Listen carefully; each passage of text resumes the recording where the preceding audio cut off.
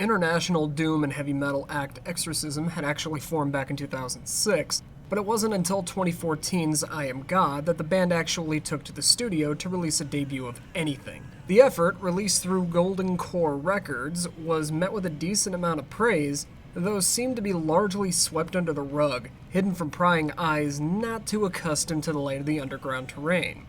In just a little over a year, the outfit returns with a brand new 5-song EP, World in Sin, which is being handled by Dream Records this time around. But is this extremely limited offering worth checking out?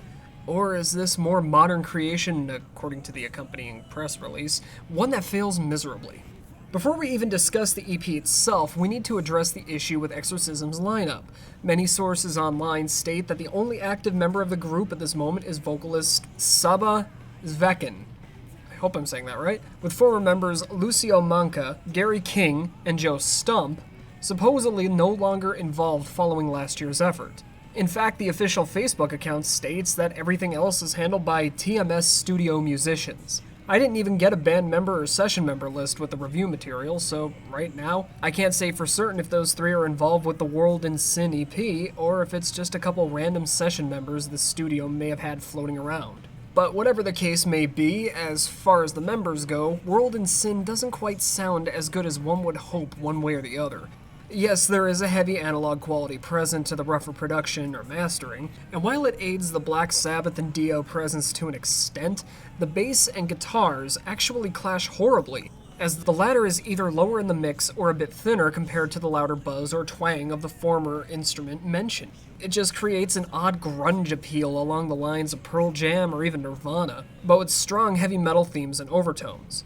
The vocals have a nice hint of echo to them, though are a bit on the buried side when the music picks up, especially from the obnoxious pitch on certain solos, like what appears during Virtual Freedom.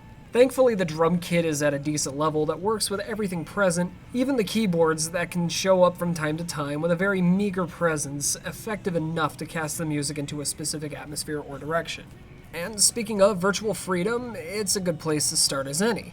This is one of the few tracks that has a decent bulkiness, though still has the aforementioned grunginess to it that, while it makes the main verses feel more like a heavier Alice in Chains musically, which can also be said about the title track, it does add a hint of grit to the melodic chorus that channels the spirit of nearly every heavy metal or power metal act to be picked up by limb music around the turn of the century. Aside those issues, the track is actually really good. The music is infectious with just enough attitude to bolster the hard rock side of the band and pay respect to the likes of Ronnie James Dio quite well. And the bass kicks really stand out, especially in the chorus with a steady rhythm that isn't quite a gallop but encompasses the pure attitude of heavy metal as a whole. It's just unfortunate that the song seems to cut out quite abruptly with a quick fade following a short burst of static that ends up distracting the listener from a fairly powerful conclusion.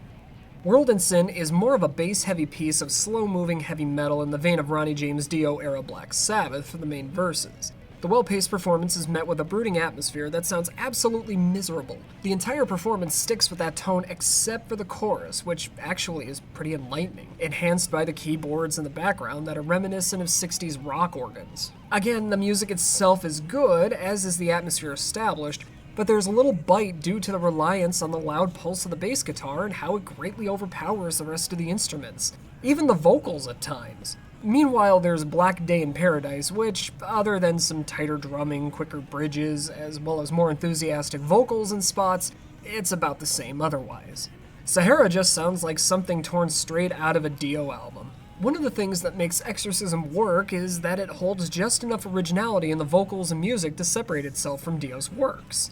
This one, however, seems to just trip over every general expectation of one of the late Legends releases, right down to incorporating rainbows and things that lie at the end with that signature vocal approach that almost mirrors the one we've grown so familiar with and greatly miss. The only plus is the basic Middle Eastern elements and the ritualistic drum patterns, as well as the guitar solo, though the latter still doesn't present much of a breath of fresh air either. Black Star, however, is a well-executed rock track that treads the line between slow-paced doom and power ballad. There's an unmistakable astral tone to the performance, as if gazing up at the night sky when not met with some heavier, richer riffs that take on a mournful memorial or prayer approach. The softer passages that are met with simpler keyboard notes, however, do elevate the listener a little bit, leaving you to feel as though you are adrift in the very cosmos you were just fondly looking at. What World of Sin boils down to can be summed up as a mixture of Ronnie James Dio worship with traces of Sabotage and John Aliva's Pain thrown in for gritty or epic sensations. While this isn't always a bad thing, this effort really just steps out of what special spotlight I Am God cast upon the band to throw an odd mixture of mainstream grit and hero worship with little unique flair to make the band stand on their own 2 feet. It also doesn't help that the audio values to this EP just make the instruments come off as a watercolor painting that someone left out in the rain for a few moments too many, leaving the bass guitar to become an unsupportive blob to the surprisingly thin sounding guitars. Yes, this is important to keep mentioning because, really, it could very well have cast the release in a slightly different light than making it sound like a faulty mainstream version of what the general populace considers a dirty sounding effort. Whether or not any of this has to do with the band members possibly just being stock session members from the studio used, or the actual previous 3 members is unclear as well, though if the former, it definitely shows with how different this effort sounds compared to the band's debut. In the end, World in Sin is a limited edition release fans will still buy, and despite the aforementioned flaws, it does boast a few songs worth checking out if you can look past how it all sounds, leaving me to give this EP a rating of 5.5 out of 10.